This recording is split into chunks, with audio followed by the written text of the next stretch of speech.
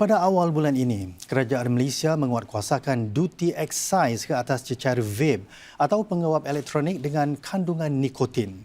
Ini sebahagian daripada usaha kerajaan untuk menghentikan tabiat merokok. Sebagai salah satu pengeksport vape terbesar dunia, apakah kesan sampingan langkah Malaysia ini dan dapatkah ia menyumbang kepada usaha mencipta generasi penamat rokok atau GEG ataupun Generational Endgame untuk melindungi generasi masa depan daripada masalah ketagihan? Analisis minggu ini mendapatkan pandangan penasihat khas kepada Menteri Kesihatan Malaysia, Dr. Calvin Yee. Mengenakan duty excise kepada produk vape adalah salah satu langkah yang penting untuk memulakan langkah kawal selia terhadap produk vape tersebut. Tetapi ia bukan langkah sulung, tetapi banyak langkah lain yang diperlukan untuk kita ada satu pendekatan atau kawalan holistik, terutamanya untuk mengurangkan penggunaan vape, terutamanya di kalangan anak-anak muda. Selain daripada duty excise terhadap produk cecair mengandungi nikotin yang digunakan dalam penguap elektronik ataupun vape, cecairnya juga dikecualikan daripada Akta Racun 1952 agar cukai dapat dikenakan.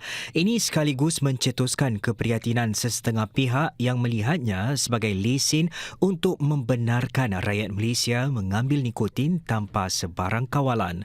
Menurut Dr. Yee, pengecualiannya daripada Akta Racun Malaysia adalah langkah yang perlu dilengkapi secepat mungkin dengan menetapkan garis panduan untuk mencapai generasi penamat dengan lebih berkesan lagi.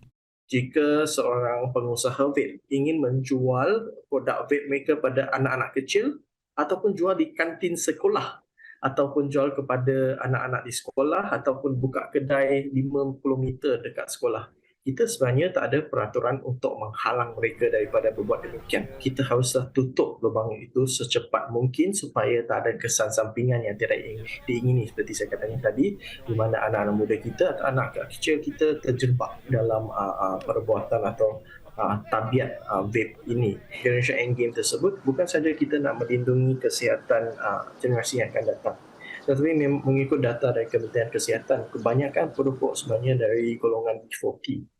Dan kita tahu bahawa tabiat merokok ini bukan satu tabiat yang murah. Banyak yang kena dibelanjakan untuk membeli rokok tersebut yang bagi saya, pendapat saya, wang tersebut dapat diguna secara lebih baik untuk kegunaan keluarga yang lain.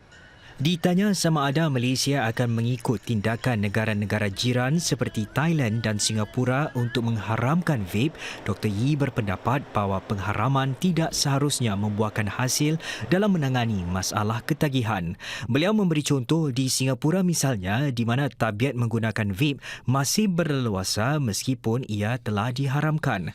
Lantaran itu, penasihat khas kepada Menteri Kesihatan Malaysia ini mencadangkan agar langkah kawal selia dilaksanakan dan memastikan cukai yang dikumpul dapat disalurkan kepada sektor kesihatan negara untuk meringankan beban hospital-hospital yang perlu merawat para pesakit ini. Tambahnya lagi, ia mungkin sudah terlambat untuk melaksanakan pengharaman terhadap penguap elektronik di Malaysia di mana industrinya terlalu luas dan dijangka bernilai lebih 2 bilion ringgit. Langkah yang lebih pragmatik, langkah yang lebih baik adalah untuk kita kawal sedia. Kita pastikan mereka cukai dikenakan kepada syarikat tersebut, mereka kena ikut regulasi atau peraturan yang ditetapkan. Contohnya bagaimana mereka dapat memasarkan produk mereka, apakah bahan yang mereka dapat buat promosi, apakah jenis promosi yang mereka dapat. Mungkin kita dapat kawal peratusan nikotin dalam produk vape tersebut, mungkin kita dapat kawal perasa yang digunakan, kita kena kawal bentuk atau reka bentuk vape tersebut. Sekarang kita lihat mereka buat pelbagai jenis, ada macam bentuk harimau, bentuk haiwan, Ultraman dan sebagainya untuk menarik perhatian anak-anak kecil.